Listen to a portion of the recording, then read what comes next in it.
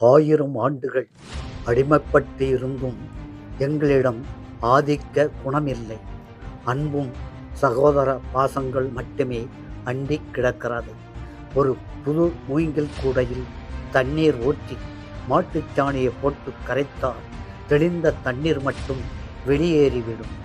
சாணியின் சக்கைகள் குப்பைகள் மட்டும் அதிலே தேங்கி நாற்றம் எடுப்பது போல் ஆதிக்க சாதிகளின் குணமும் தேங்கி கிடந்து வாடை வீசுகிறது. சந்தனமாக மனம் வீசுங்கள்.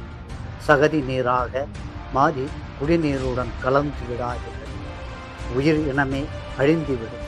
குளிர்காற்று அடிக்கும்போது அனைத்து மக்களையும் குளிர் வாட்டுகிறது. தலித்து மக்களை மட்டும் குளிர் தாக்காதோ?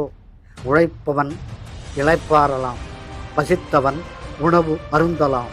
அதனால் தாழ்ந்தவன் உணவு அருந்த உரிமை இல்லையா? நாங்கள் உழைக்கவில்லையா? கூறுங்கள். விதிவிலக்கு வேறு ஏதாவது உண்டோ?